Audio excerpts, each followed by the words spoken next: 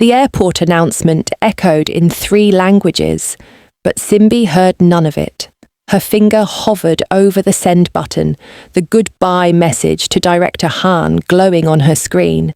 Behind her, security was calling final boarding. In front of her, the exit doors promised escape. She'd won the battle against his mother, exposed his ex's lies, proven her worth to everyone. Everyone except him. And now, with 43 unanswered texts burning in her phone and his name flashing across the screen as he called, she had exactly 60 seconds to make a choice that would change everything. But let's go back to where it all started falling apart. If you haven't watched the first part of Simbi and Director Han's love story, I recommend you go watch it right away so you don't miss how they fell for each other. The moment he kissed her to prove a point to his ex, and that unforgettable night at the gala that changed everything. 3 weeks had passed since the gala, and for the first time since arriving in Seoul, Simbi felt like she belonged. Tonight, they were in his apartment, the floor-to-ceiling windows overlooking the Han River. He'd insisted on teaching her how to make kimchi jjigae, claiming her instant ramen habits needed intervention. "You're cutting those too thick," he said, leaning over her shoulder. She tilted her head, their faces inches apart. "Maybe I like them thick," he laughed, placing his hand over hers, guiding the knife. "That's not how it works." They ate together on the couch, and when she fed him a piece of kimchi, he made an exaggerated face that made her laugh so hard she nearly spilled her soup. He brushed a strand of hair behind her ear, his fingers lingering against her cheek. "Thank you," he said quietly, "for not giving up on me. After Yoona, I thought I was broken." "You're not broken," she whispered. "You're just careful." He kissed her then, soft and slow. When they pulled apart, he rested his forehead against hers. "Promise me that no matter what happens, you'll tell me the truth, even when it's hard. I promise," she said. But promises were easier to make than to keep. The following Saturday, he took her somewhere she'd never expected. Not a fancy restaurant or a corporate event. His grandmother's house in Bukchon Hanok village. "She's the only one who matters," he said as they walked through the traditional wooden gate. "If she approves of you, nothing else matters to me." His grandmother was tiny, sharp-eyed, and the moment she saw Simbi, she smiled. She spoke in the thick Gyeongsang dialect of Busan, her words flowing so rapidly that Simbi could only catch fragments despite her months of study. Director Han noticed her struggling and stepped in to translate, a fond smile on his face. "She says, you have kind eyes, that you look at my grandson the way her late husband used to look at her, like he's your home."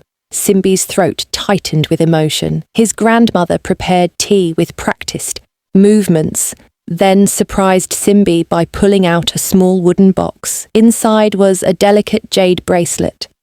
She placed it on Simbi's wrist, speaking softly. "She wore this when she married my grandfather." Director Han translated, his voice thick with emotion. "She says it's meant for the woman who will love me despite my flaws, not because I'm perfect."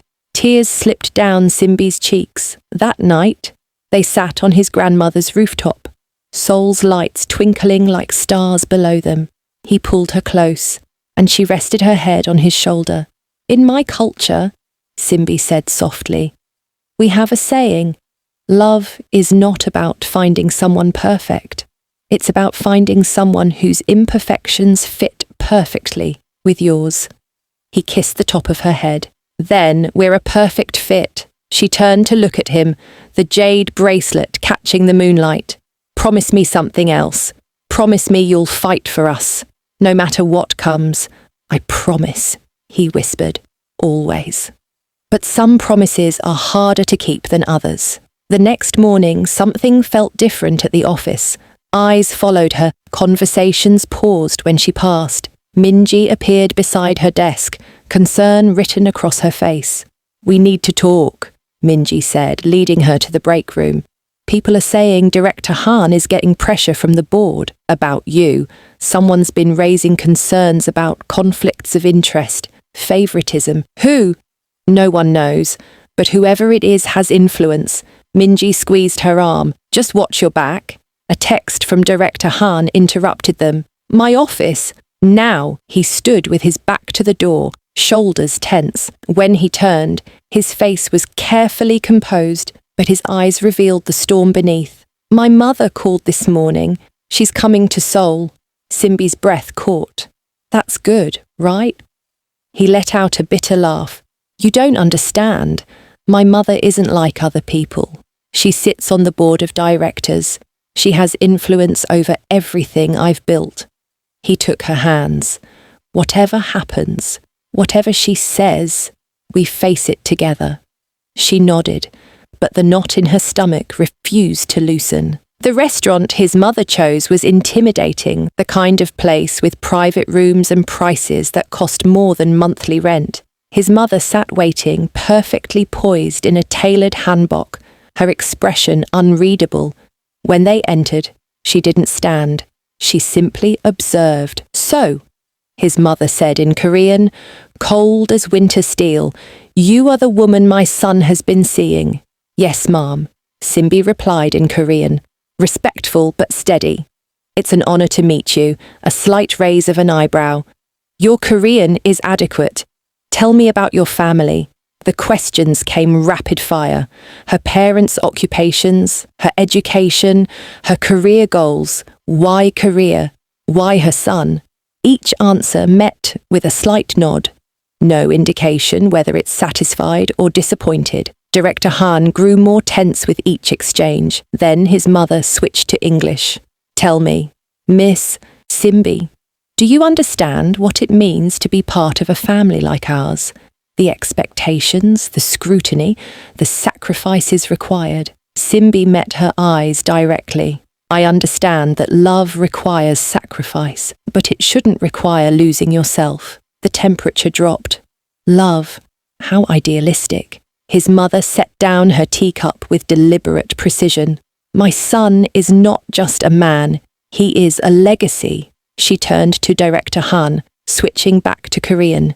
We need to speak, privately. Simbi waited outside for 45 minutes. When Director Han finally emerged, his face was stone. What did she say? Simbi asked. She thinks you're using me for career advancement, for a visa, for status. He looked at her, pain in his eyes. She wants me to end this. She says if I don't, she'll use her position on the board. For both of us, mostly for you. The reality settled over her. So, what do? We prove her wrong, he said, taking her hand. What they didn't know was that across town, another meeting was taking place. His mother sat in a luxury hotel bar as Yoona arrived. Thank you for agreeing to meet, Mrs. Han. Yoona said smoothly, if you're already hooked, hit that subscribe button right now because what these two are about to plan will change everything. The ending of this story, you absolutely need to see it for yourself. Now let's hear what they're plotting. You said you had information about my son's relationship. I don't want to see him hurt again. And that woman isn't who she pretends to be. Yoona pulled out a tablet.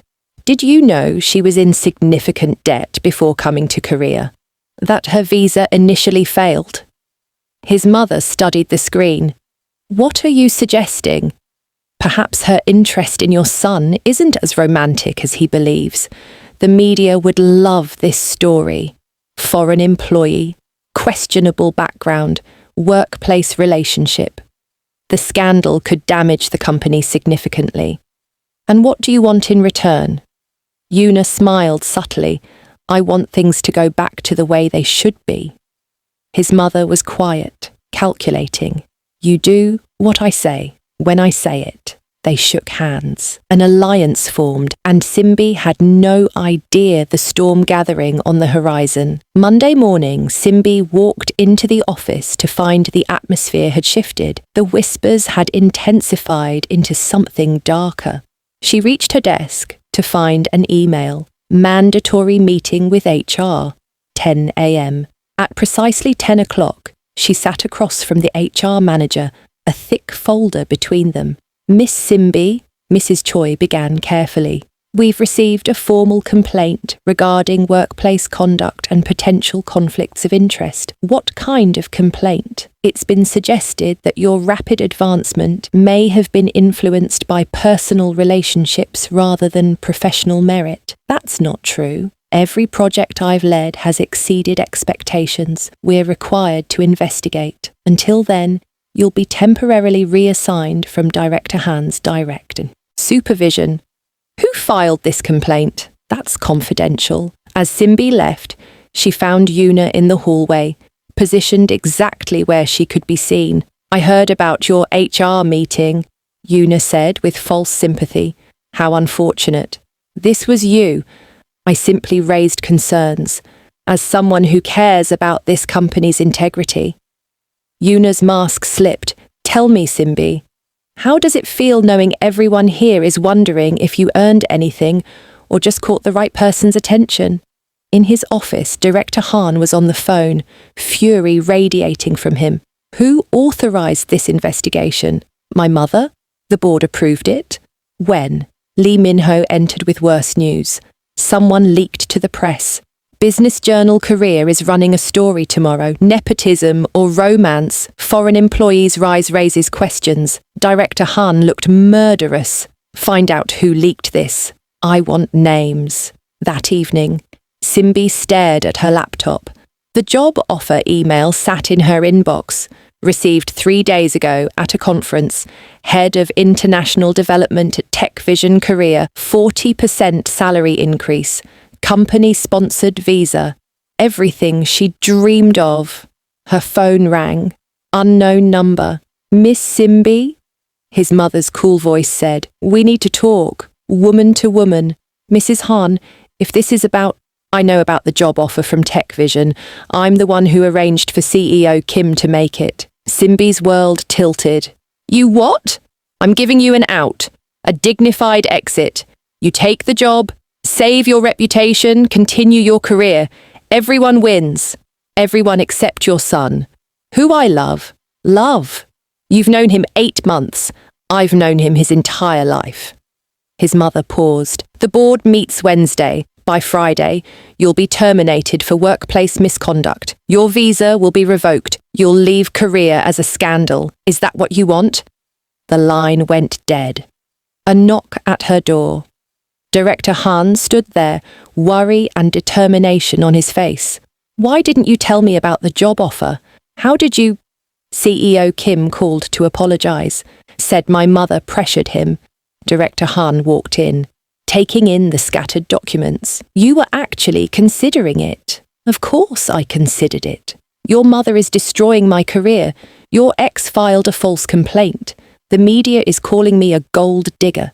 What did you expect me to do? I expected you to trust me, to tell me, not hide things like Yoona did.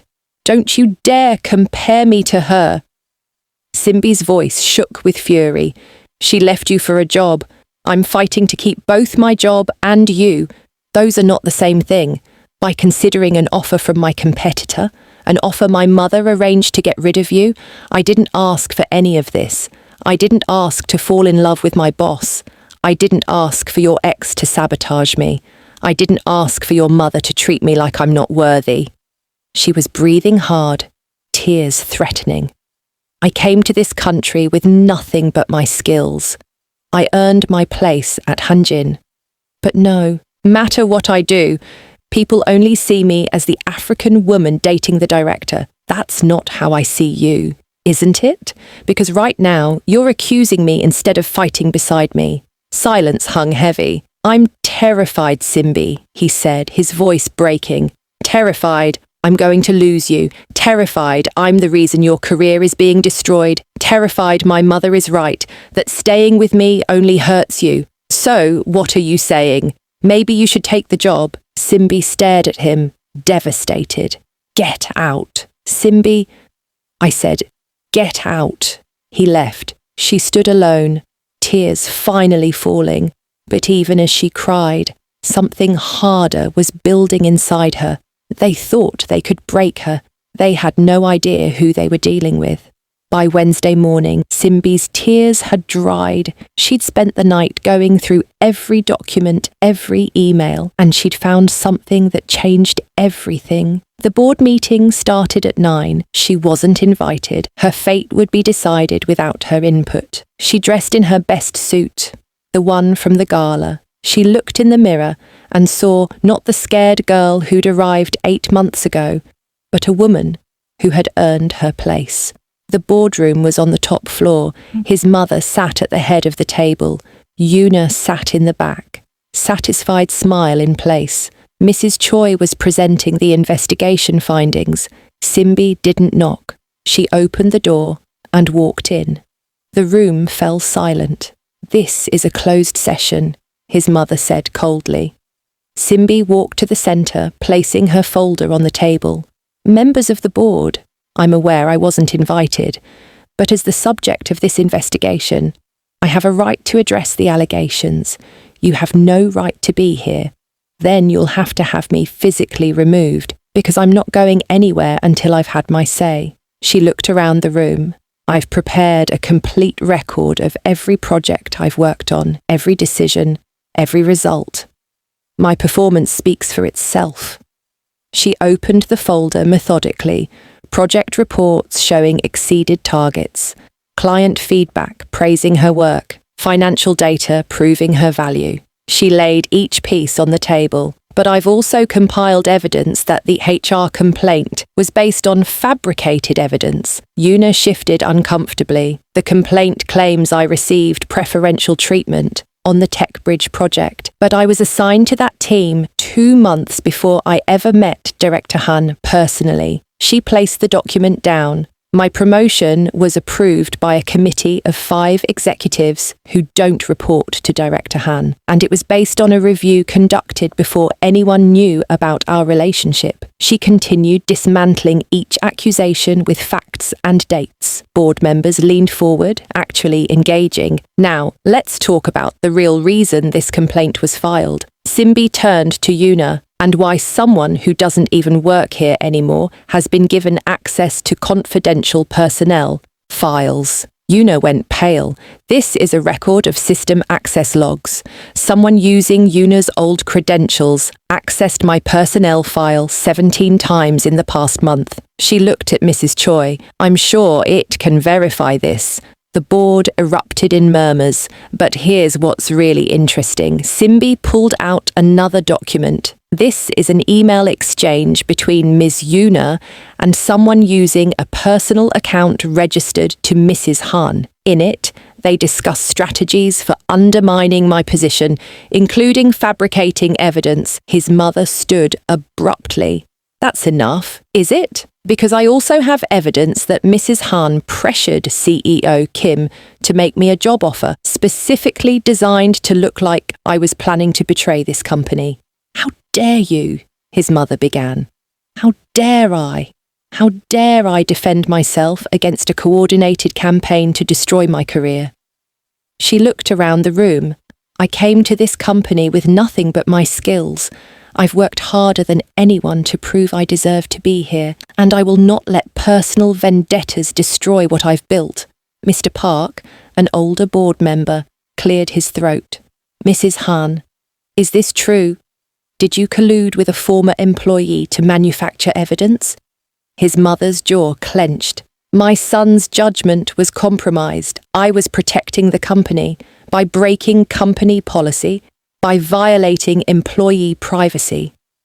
Mr. Park's voice grew stern. "Your concerns are noted, but your methods are completely unacceptable."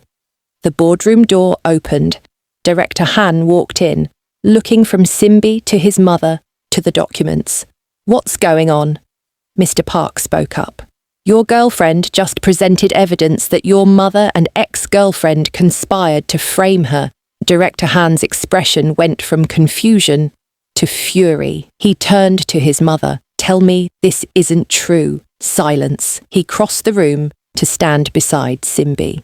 "I apologize to everyone, but especially to Simbi. I should have trusted her. I should have fought harder."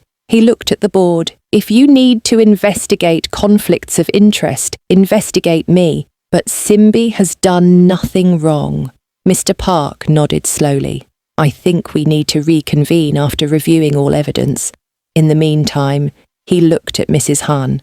I recommend you recuse yourself from any decisions regarding Miss Simbi or your son. His mother gathered her things with sharp movements. This isn't over, she said, looking at Simbi. You're right, Simbi replied. It's not, because I'm not going anywhere. As everyone filed out, as Yoona tried to slip away, as his mother left without another word, Simbi finally let herself breathe. Director Han moved toward her, but she held up a hand. Not here, not now. She walked out with her head high, leaving behind the chaos, the exposed truths. The battle somehow won. But as the adrenaline faded, one question haunted her. She'd fought for her career, proven her worth, defended her integrity. But in doing so, she'd gone to war with his mother. She'd exposed his ex's betrayal. She'd put him in an impossible position between his family and the woman he loved. Her phone buzzed continuously as she walked to the parking garage. Text after text from Director Han. Please, let me explain. I was wrong. Don't shut me out. Where are you? Each message made her chest tighter, but she didn't reply. Not yet. Maybe not ever. That evening, she sat in her apartment staring at the suitcase open on her bed. The job offer from Tech Vision was still on the table. CEO Kim had called personally, apologizing for his mother's manipulation, but reiterating that the offer was genuine. They wanted her, not because of who she was dating, not because of connections or politics, just her. Her phone rang. Director Han. She let it go to voicemail, then another call, and another. Finally, she turned it off completely. The next morning, she made her decision. Incheon International Airport was bustling with travellers, the departure boards flickering with destinations across the world. Simbi stood in the terminal, her carry-on bag beside her, her heart hammering in her chest. She'd booked a ticket, not to take the Tech Vision job, not to run away forever, just to go home, to see her family, to remember who she was before all of this. She pulled out her phone, turning it on for the first time in hours. Immediately, it flooded with messages. 43 texts from Director Han, 15 missed calls, voice messages she couldn't bring herself to listen to. She opened a new message. Her fingers trembled as she typed. I fought for us. I fought for my career. I fought against your mother, your ex, and everyone who tried to break me. But the one fight I can't win is the one against your doubt. When it mattered most, you told me to leave. So I'm giving you what you asked for. I'm leaving. Maybe not forever. Maybe just for now. But I need you to understand something. I didn't come to Korea to be saved. I came here to build a life. And I won't stay anywhere I have to keep proving I deserve to exist. I love you. But love isn't enough when trust is broken. Goodbye, Director Han. Her finger hovered over the send button. Once she pressed it, everything would change. There would be no taking it back. She took a deep breath and pressed send. The message showed delivered. Then, almost immediately, the 3 dots appeared. He was typing. Her heart stopped. What would he say? Would he beg her to stay? Would he let her go? Would he finally fight for her the way she'd fought for him? The airport announcement echoed overhead in Korean, then English. Final boarding call for Flight 2. She looked up at the departure board. Her gate was closing in 10 minutes. The 3 dots kept pulsing. He was still typing. The message was taking too long. What was he saying? Then her phone rang. His name flashed across the screen. Director Han calling. Her hand shook as she stared at it. Answer or let it ring? Stay or go? Trust him, one. More time or protect her heart? The phone kept ringing. The final boarding announcement echoed again. Passengers around her rushed toward their gates. Her gate was in the opposite direction of the exit. One choice, one moment. Everything hung in the balance. She closed her eyes, her thumb hovering over the screen. And then, what did Simbi decide? Did she answer the call or board that plane? And what was Director Han about to say that took so long to type? Part 3 drops soon, and nothing will ever be the same. Comment below, should Simbi answer the phone, or is it time for her to choose herself? Your answer might just influence what happens next.